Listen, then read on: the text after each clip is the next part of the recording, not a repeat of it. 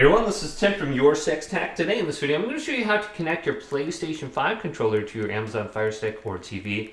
So let's go on over to settings right here and then go on down to where it says controllers and Bluetooth devices and go to game controllers. Now, if you don't have that option, just go to other Bluetooth devices, but let's go to game controllers and then go to add new game controller right here and select it. Now it's in the Bluetooth pairing mode.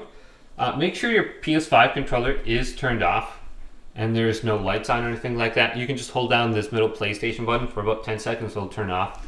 But let's press the share button and the PlayStation button down now, and this will put it into the Bluetooth pairing mode. So you'll notice in the Bluetooth pairing mode, because the light is flashing just like this.